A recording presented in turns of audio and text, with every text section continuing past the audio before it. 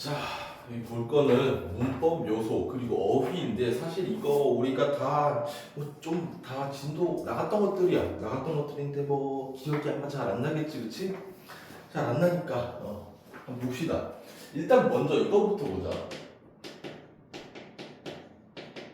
요것부터 일단 기본으로 베이스로 하나 깔고 갑시다. 문장 종결 표현이라고 하는 것부터 베이스로 하나 깔고 가자. 문장 종결 표현에 그러니까 문장을 끝마치는 표현 말 그대로 해석하면 그거지, 그치? 문장을 끝마치는 표현에 우리가 5개 있었어. 첫 번째 평서문, 두 번째 의문문, 다음 세 번째 명령문, 네 번째 청유문, 다섯 번째가 감탄문이지. 자세하게 그렇게 막 파고들 필요는 없고 그냥 각각 뭐였다, 뭐 어떤 어미를 쓴다 같은 것들을 너네가 좀 떠올리면 될 것 같아. 뭐다, 뭐다, 뭐 해라, 뭐 하자. 그다음에 뭐 감탄문은 뭐 하는구나, 뭐 이런 식의 어미들을 사용을 하지, 그치? 이런 문장 종결 표현을 바탕으로 해서 뭐부터 볼 거냐면은 우리가 높임 표현부터 보도록 합시다. 높임 표현부터.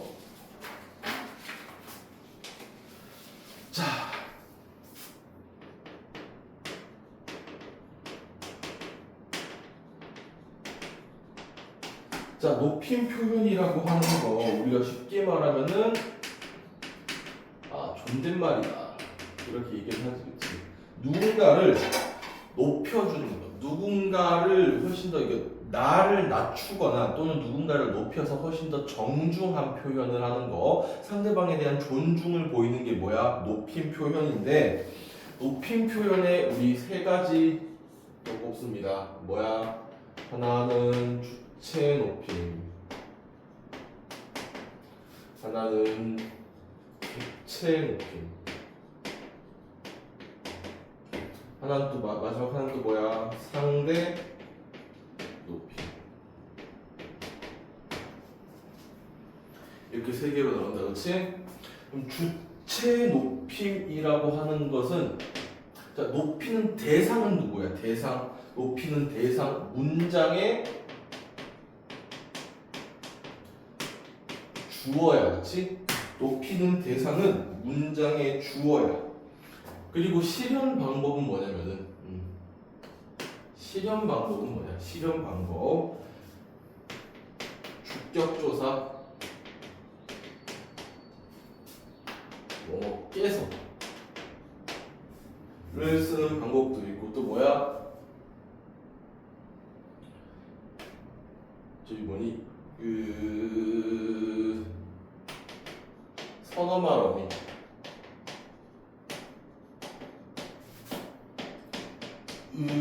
시를 쓰는 방법이 있고, 뭐 할머니께서, 할아버지께서 이런 식으로. 그다음 뭐 하신다, 무엇을 하신다, 또 뭐 있니? 아무튼 예시가 갑자기 떠올리려니까 기억이 안 나네. 아무튼 깨서 의시 이런 것들 또는 특수 어휘라고 하지. 주체 높임의 의미를 가지는 특수 어휘, 예를 들어 어떤 것들, 계시다라든지 주무시다라든지. 이거 왜 안 지워지니? 계시다라든지 주무시다 같은 것들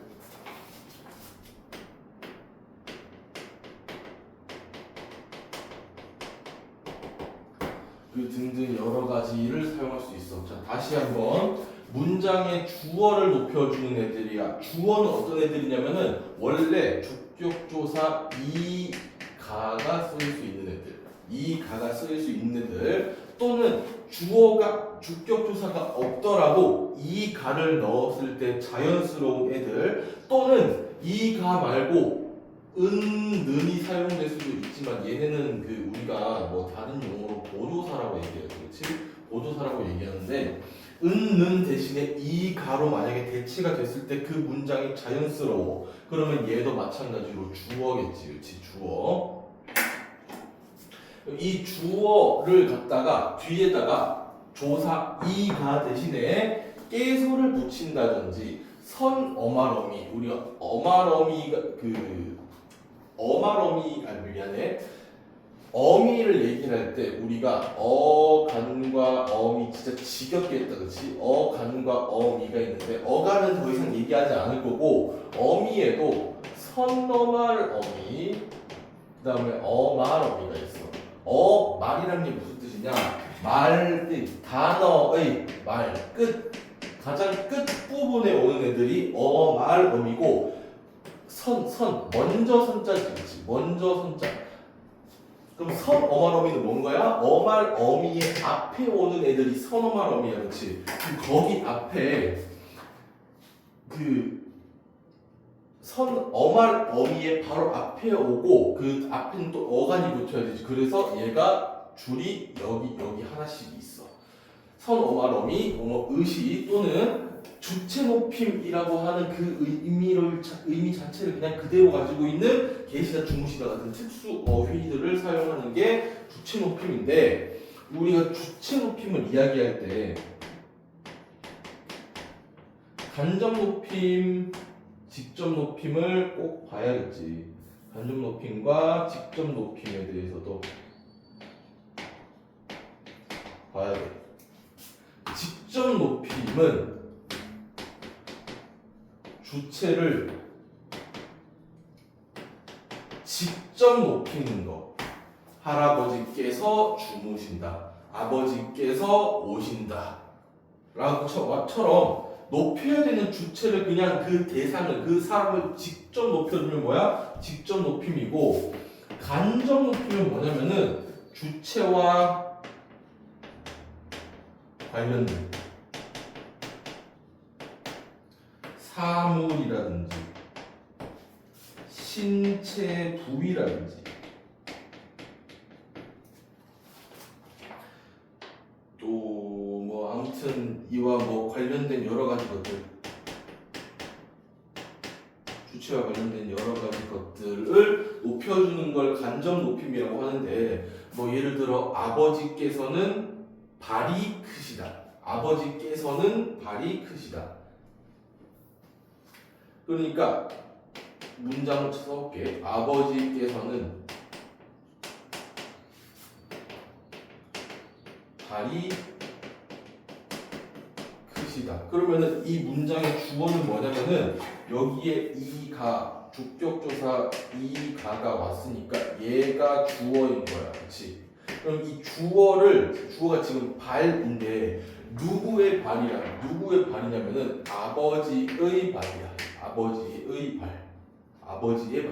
아버지의 발. 사실 이 문장은 이 뒤쪽에 있는 애들이 서술절이야. 서술절. 하지만 그 명확하게 얘기하면은 아버지가 큰 게 아니라 발이 큰 거지, 그렇지? 근데 여기에서 그 주체 높임이 어떻게 실현됐냐면은 의시와 같은 선어말 어미를 사용을 해서 주체 높임의 선어말 어미를 사용해서 높임 표현을 실현했어, 맞지? 그럼 이럴 경우에 아버지를 높이는 것이냐 발을 높이는 것이냐면은 주어인 발을 높이는 거거든. 크다라고 하는 서술어에 대응하는 거는 발이지, 발, 그렇지? 그렇기 때문에 이런 식으로 발을 높이는 거. 근데 누구의 발이야? 아버지의 발. 주체의 신체 부위를 높여준 경우이기 때문에 어떻게 봐야 된다? 이거는 간접, 이런 것들을 갖다가 뭐라고 한다? 간접 높임이라고 봐야 한다라는 거야.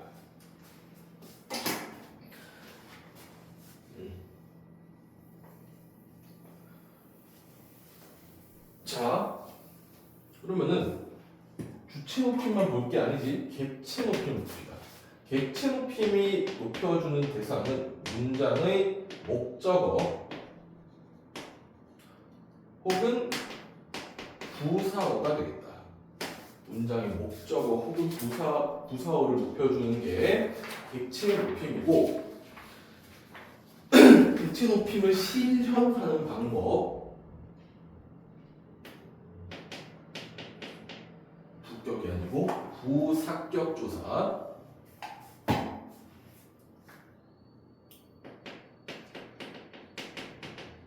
부사격 조사인 누구누구께를 쓸 수도 있고 여기 막 흘러내린다 이거 부사격 조사인 뭐뭐께를 쓸 수도 있고 또는 객체 높임의 특수 어휘를 사용할 수도 있어.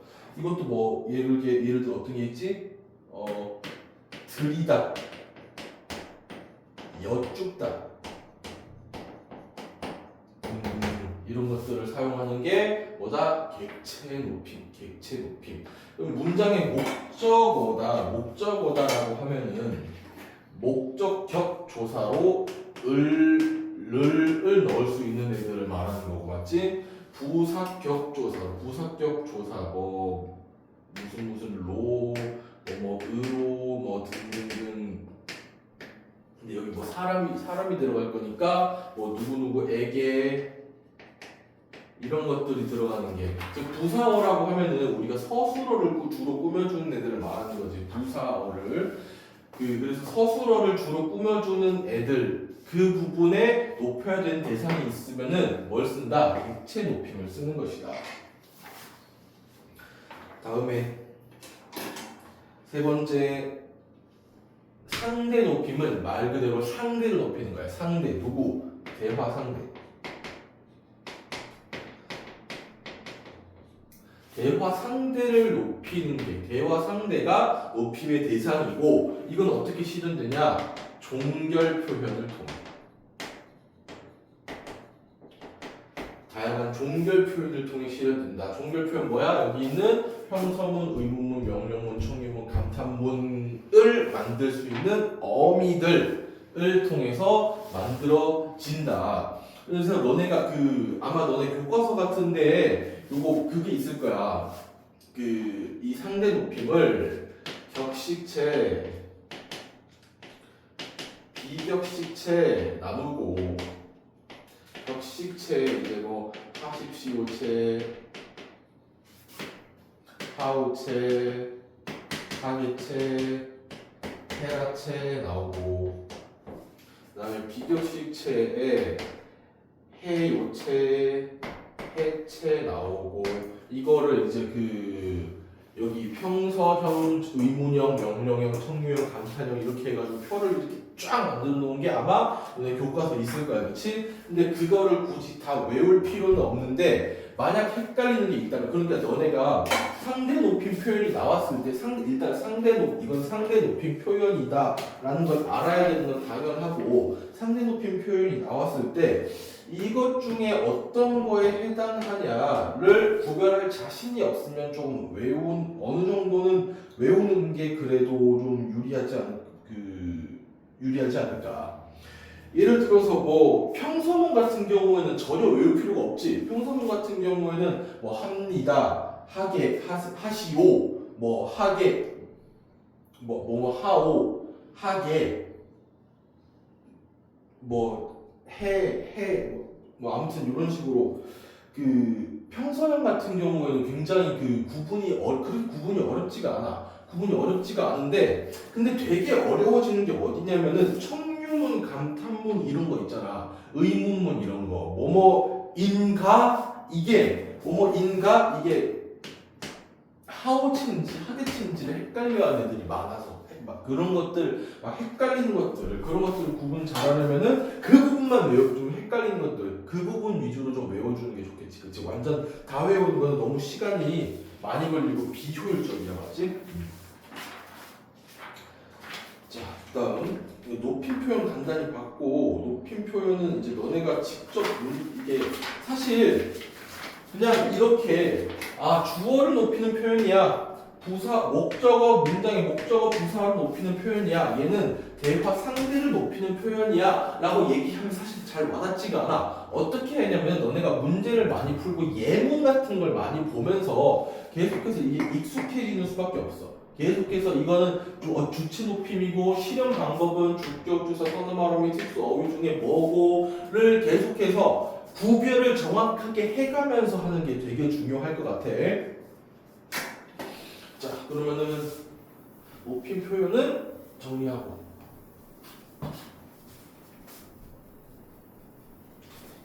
뒤에 거 이어서 합시다. 시간 표현, 시제 표현이지.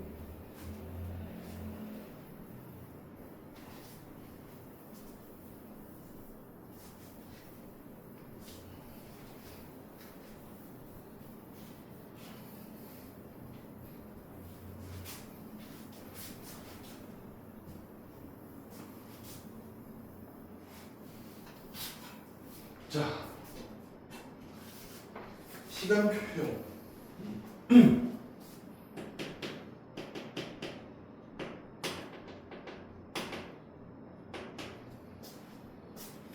자, 시제 표현이라고 하는 것은 뭐냐? 자, 일단 시제 표현을 알기 전에 우리가 요 두 개념을 알아야 돼. 발화시와 사건시. 발화시와 사건시. 일단 발화시는 뭘까? 시 나온 거 보니까 일단 이거는 뭔가 시간에 관련된 개념인 것 같아. 근데 발화시는 뭐야? 불 내는 시간이야? 불 내는 시간이야? 아니지. 대화를 출발하는 시간, 즉 말을 하는 시간이야. 말을 한 시점. 발화 시점이지. 그리고 사건시는 사건이 일어난 시점에 해당하겠네. 그러면은 말하는 시점, 우리가 지금 그 시제 표현을 이야기하고 있는 건 시제 표현을 할 때는 보통 항상 과거, 현재, 미래가 있잖아, 그렇지? 이 과거, 현재, 미래 같은 경우에는 전부 다 뭐가 기준이야? 뭐가 기준? 우리가 왜 시제 표현이야? 표현을 할 때를 기준으로 해야 되지. 표현을 할 때를. 그럼 표현을 할 때를 기준으로 해야 되니까 항상 발화시가 얘가 뭐다? 발화시가 기준이 된다. 발화시가 기준이 되고, 발화시가 기준이 된다면 일단 현재는 일단 발화시랑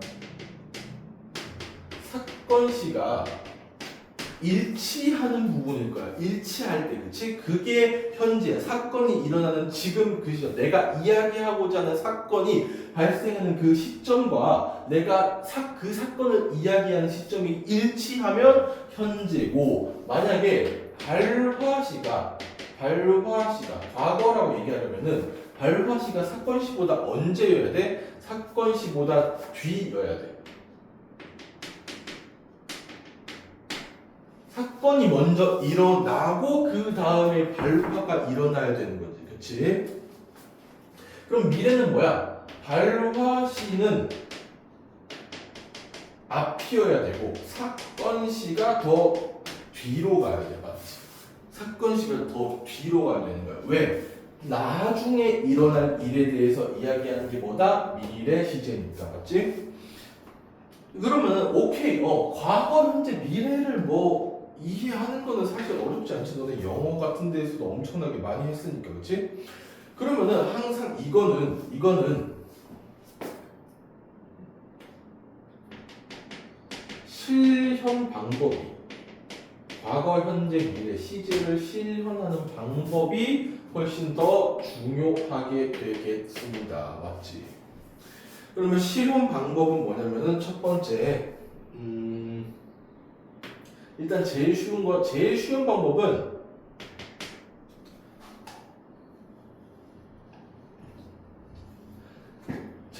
방법은 당연히 시간 부사어를 사용하는 거야.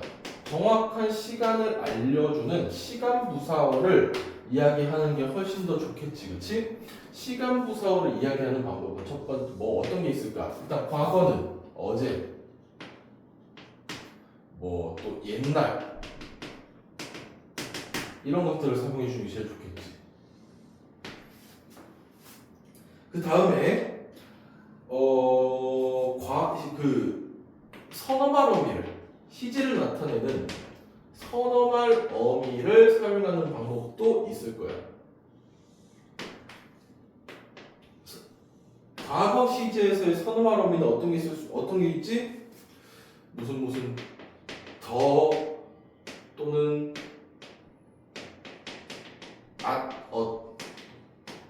이런 것들이 선어말 어미에 해당하지, 그렇지요? 그리고 관형사형 어미를 사용하는 방법도 있다. 관형사형 어미가 뭐야? 그 어떤 용언을 갖다가 마치 관형어처럼 그러니까 체언을 꾸며주는 애들처럼 만들어주는 게 관형사형 어미지, 그렇지? 그러면은 관형사형 어미는 또 어떤 거 쓸 수 있어?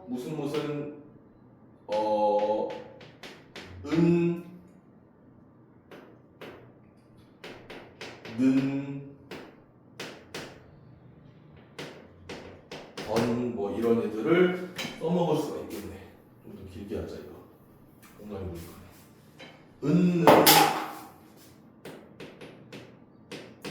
을, 던,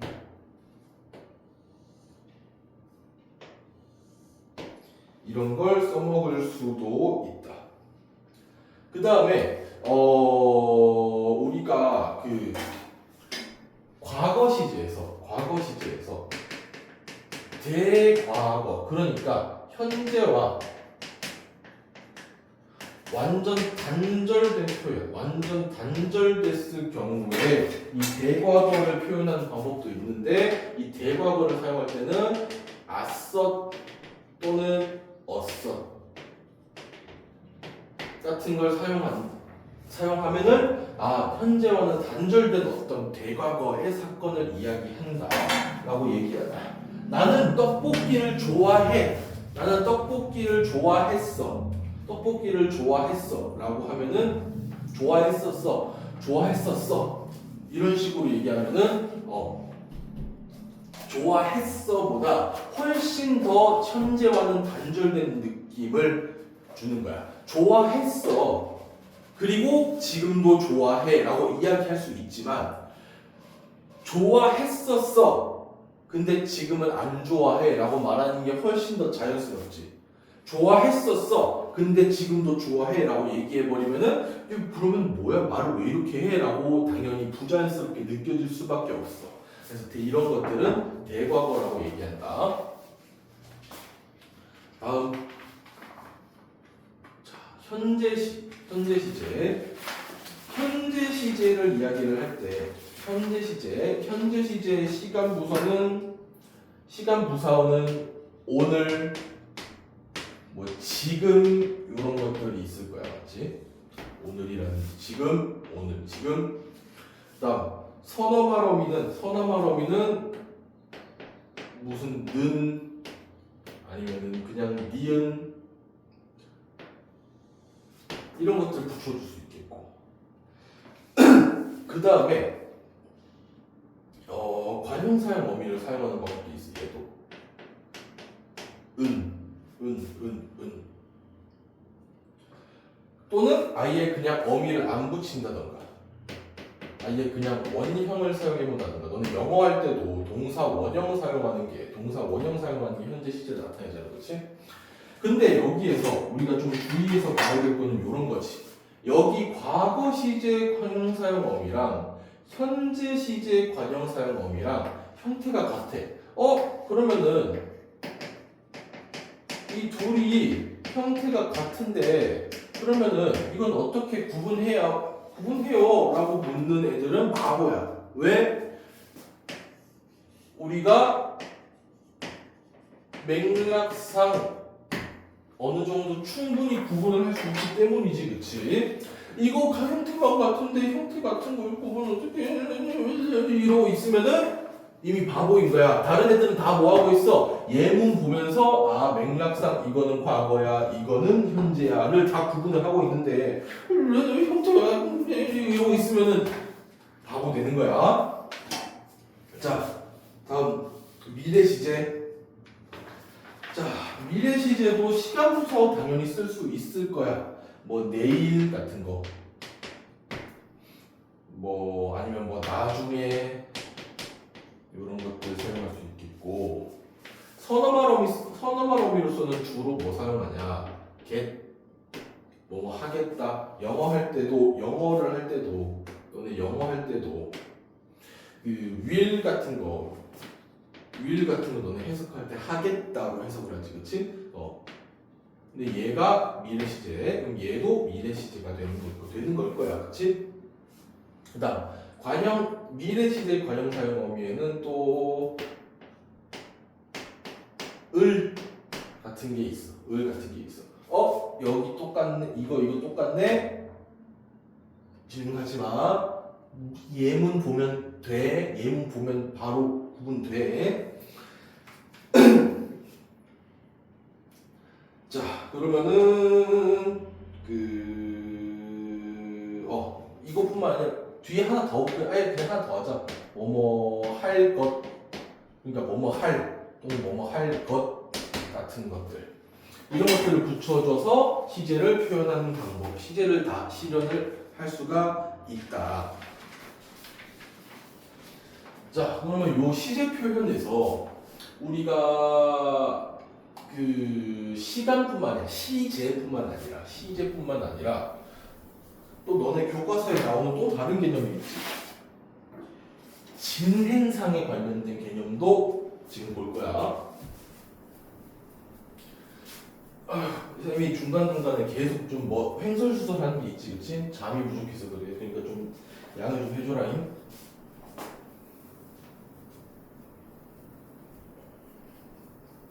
잠이 부족해가지고 지금 수혈을 가면 가고 있어. 수혈이 뭐냐고?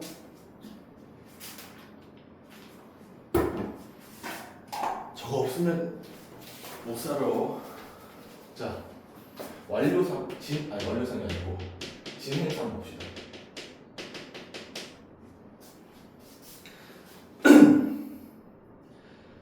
진행상이 아니고 동작상. 왜 이러니? 동작상에 이제 첫 번째 진행상을 보는 거지, 그렇지? 진행상은 뭐야? 진행상 동작이 진행 중이면 진행상이야. 너네 영어 할 때 이거 있잖아. ing 이거 이게 이제 현재 진행형인 거, 이게 진행상인 거지, 그렇지? 그다음 완료상이다.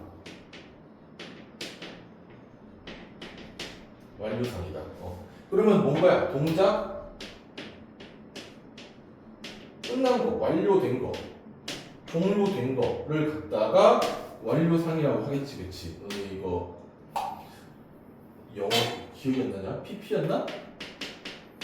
과거 완료할 때 PP하는 거, 이런 것들을 이제 그 진행상, 완료상이라고 이야기하는 거고,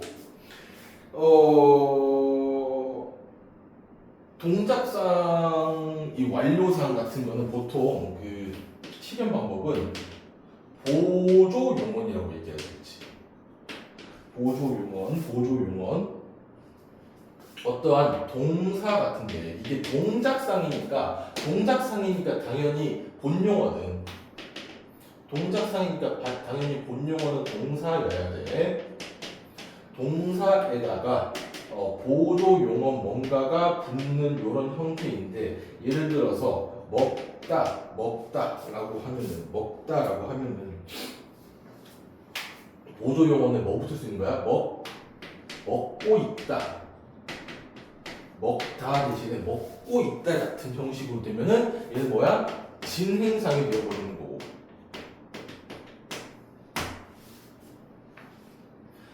그다음 얘가 예를 들어서 먹어버렸다. 그러니까 보조 용언으로 있다, 버리다. 먹어버렸다를 하면 얘는 뭐가 되는 거야? 완료상으로 이야기할 수 있는 거야, 맞지? 의미상 구별할 수 있냐? 그러니까 이 실현 방법보다 이제 지금 더 중요한 거는 얘네 둘을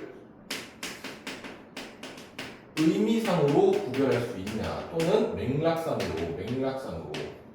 문장 맥락상으로 구별을 할 수가 있느냐가 가장 중요한 포인트고, 실현 방법에 대해서는 막 그렇게 중요하진 않아. 왜냐면은 실현 방법 요 하나밖에 없으니까 거의 대체로 뭐 하는 중이다 뭐 이런 것도 붙을 수 있겠지만, 그 중이라고 하는 의존명사 같은 걸 붙여서 하는 중이다 이런 식으로 진행상을 표현할 수도 있겠지만, 거의 대체로 진행상 완료상을 표현하는 방법은 대체로 보조용언에 의존을 하고, 더 중요한 거는 뭐냐? 맥락상, 의미상, 이 동작상, 완료상과 진행상을 구분하는 게 더 중요하다. 이해하는 데는 크게 문제가 되진 않을 거야. 역시나 이런 문법 같은 것들은 단순히 개념을 끝까지 몇 번씩이고 본다고 해서 외운다고 해서 되는 게 아니야. 계속해서 뭘 해라? 예문을 봐라. 예문을. 그다음, 진짜 어려운 건 이 부분이지. 피동과 사동이야.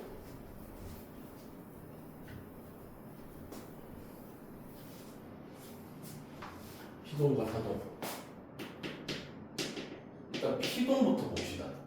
피동이라는 것은 뭐지? 피동이라는 것은 행동을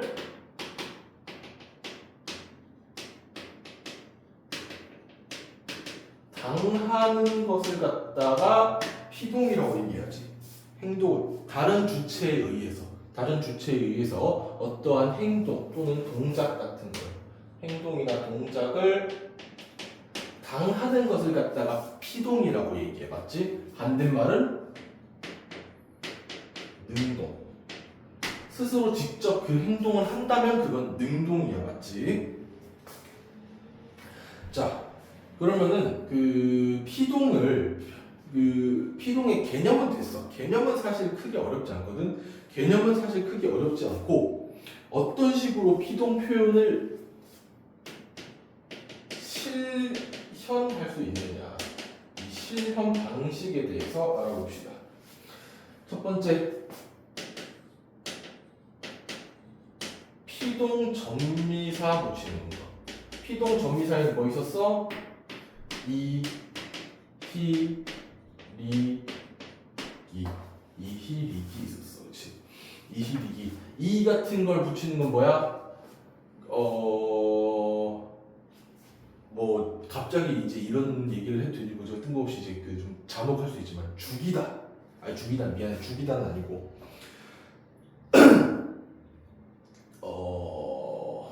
아무튼 예를 들어서 먹히다. 그러면은 먹혔다라고 하면은 다른 주체에 의해서 먹는다라는 행동을 당하는 거잖아, 그렇지? 그 다음에 보이다라는 것은 뭐야? 내가 보는 게 아니라 누군가에 의해서 본다는 행동을 당하는 거야.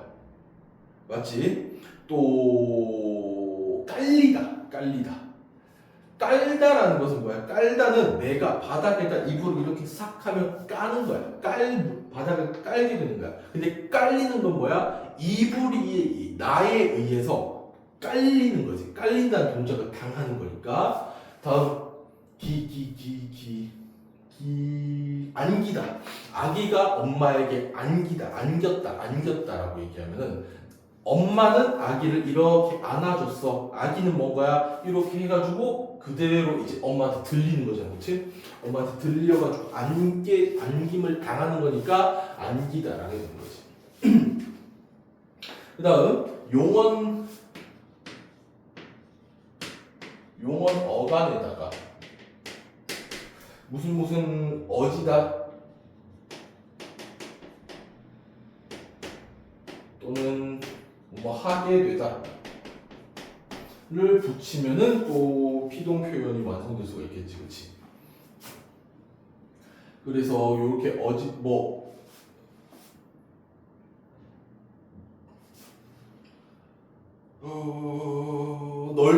넓어지다. 넓다라는 그 용어네, 넓다라고 한 용어네, 넓게 만들어지는 거야. 넓게 만들어지는 것. 잠시만, 쌤이 방금 뭘 예시로 들었냐면은 넓다라고 하는 형용사에다가 어지다를 붙여서 넓어지다라고 하는 피동 표현을 만들었어, 그렇지? 그럼 누군가에 의해서 넓혀지는 거야, 맞지? 행동을 당하는 거. 그래서 형용사는 이런 것들을 주로 붙여서 만든다는 거. 형용사 같은 것들은 어지다, 게으르다 같은 것들을 주로 붙여서 만드는 거고, 이렇게 피동 전미사 같은 것들을 쓰는 거를 단어에다가 하나씩 끼워 넣는다. 단어에다가 접사를 끼워 넣는다라고 해서 어휘적 피동이라고 얘기하고, 그 다음 얘는 뒤에 종결 표현, 즉 문장을 종결하는 표현을 갖다가 붙여서 만드는 거야. 그래서 이거를 문장 전체를 길게 만든다. 긴 피동이다라고 해서 통사적 피동이라고 요구합니다.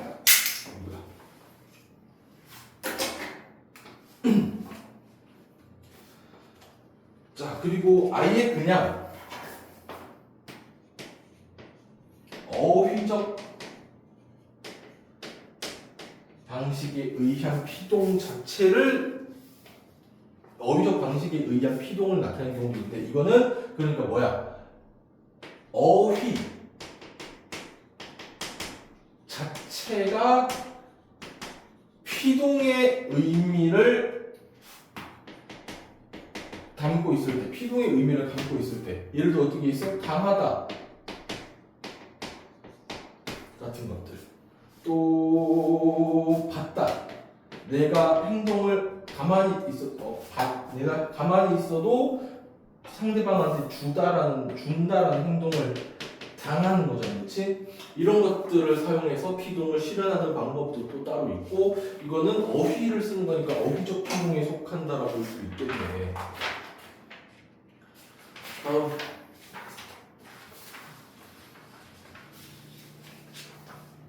자, 다음은 사동.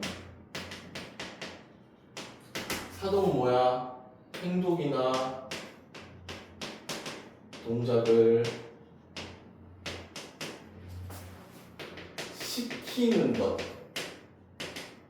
또는 하게 만드는 것을 사동이라고 얘기하고, 내가 직접 그 행동을 하는 거는 뭐라 그래? 반대말 주동이라고 얘기하지.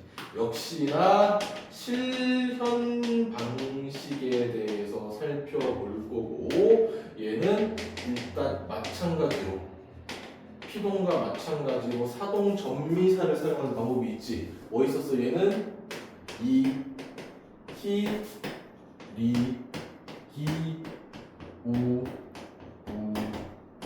추까지. 이히, 리히, 우, 추까지. 그 다음 두 번째는 용언 어간에 개하다. 엄마가 아기에게 밥을 먹게 하다 라고 하면은 밥 먹어 라고 시킨 거잖아, 그렇지? 개하다. 그리고 3번 마찬가지로 어휘적 방식에 의해서, 즉 어휘 자체가 사동의 의미를 갖는 어떤 것들, 예를 들어 시키다 같은 걸 갖다 쓰면은 어휘적 사동이 아니고 어휘적인 방식에 의한 사동이 완성이 되는 거야.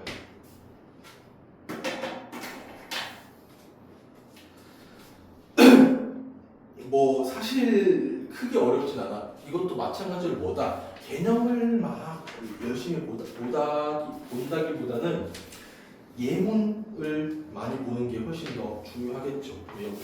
예문을 많이 보는 게. 자, 그러면은 그 문법 요소는 여기까지 하고 그 하나 더 어휘 강의도 같이 올려줄 테니까 어휘 강의까지 꼭 보고 예문들을 계속 보면서 문제 필요하면 계속 달라고 그래요. 문제 필요하면 개인쌤한테 달라고 하면은 줄 테니까 여러 가지 예문들을 보면서 익숙해지고 해석을 해보고 음운변동도 마찬가지야. 음운변동도 여러 가지 단어 예시들 계속 보면서 문제를 풀면서 어떤 변화 과정을 거쳤는지 계속 적어보면서 알아보는 게 훨씬 더 공부가 많이 되는 것처럼 문법 요소들도 예문을 계속 보면서 여기에서 어떤 시제 표현이 썼는지 어떤 높임 표현이 쓰였는지를 하나하나 다 찾아가면서 공부를 하는 게 훨씬 더 효과가 좋다는 거. 그냥 개념들을 계속 달달달 외우는 것보다는. 자, 그러면은 여기까지 하고요. 이어서 어휘 강의로 찾아올게.